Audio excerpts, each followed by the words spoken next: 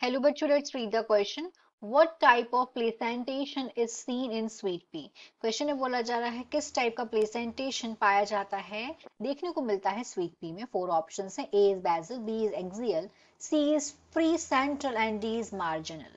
Question का देखते हैं की कंसेप्ट.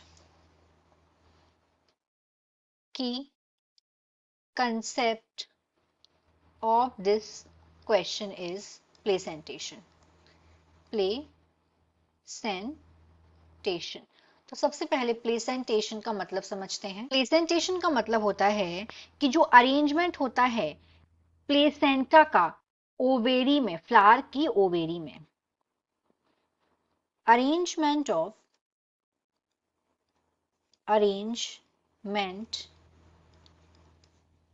किसका? प्लेसेंटा का. अरेंजमेंट ऑफ प्लेसेंटा, और इस प्लेसेंटा का अरेंजमेंट फ्लावर की ओवेरी में.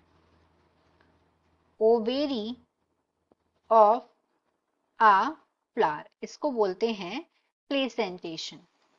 अब यहाँ पे प्लेसेंटेशन पूछा गया है स्वीट पी का, कि स्वीट पी का प्लेसेंटेशन क्या होता है. स्वीट पी, स्वीट पी का इसका जो फैमिली है वो है फैबिएसी. स्वीट पी की फैबिएसियाई फैमिली से बिलोंग करता है ये फैमिली.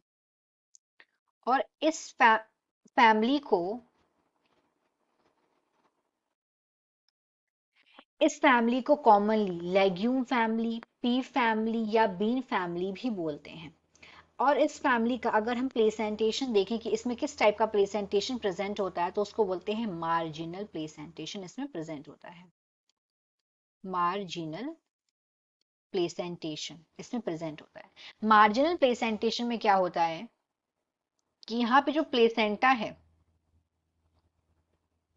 प्लेसेंटा ये फॉर्म करता है एक रिज, आ रिज. और इस रिज पे जो ओव्यूल्स हैं वो दो रो में आके लगते हैं, ओव्यूल्स.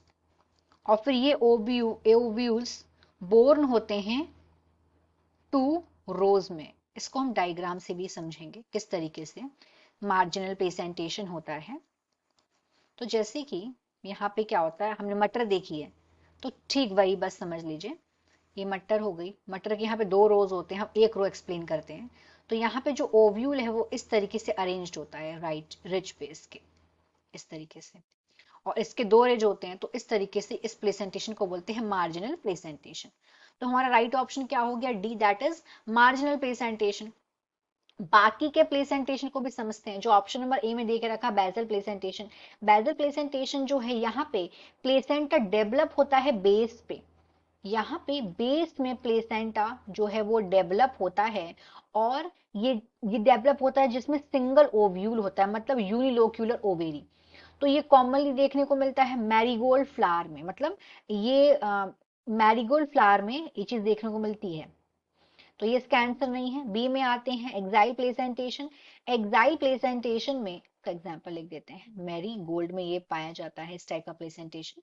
एक्साइल प्लेसेंटेशन का अगर हम एग्जांपल देखें तो लेमन हो गया, लेमन हो गया, चाइना रोज हो गया, टोमेटो हो गया. इसमें एक्साइल प्लेसेंटेशन होता है. एक्साइल प्लेसेंटेशन में जो प्लेसेंटा है यहाँ पे ये लोकेट करता है सेंट्रल कॉलम में.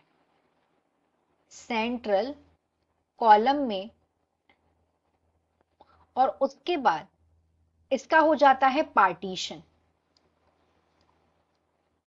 पार्टीशन हो जाता है सेंट्रल कॉलम में. और ओवेरी क्रिएट करती हैं चैम्बर जो कि सेपरेट करते हैं प्लेसेंटा को, और ये अटैच हो जाते हैं ओवेरीज एक दूसरे के साथ.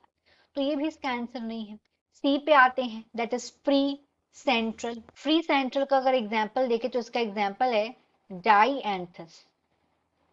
इसमें क्या होता है, फ्री सेंट्रल में जो प्लेसेंटा है वो प्रेजेंट होता है एक सिंगल चैम्बर में.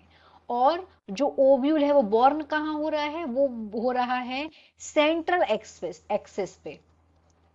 सेंट्रल एक्सिस पे, तो ये भी इसका आंसर नहीं है। तो इस तरीके से हमारा राइट आंसर हो गया D. So in this question the final answer is D, that is marginal. Hope you understood it well. Best of luck.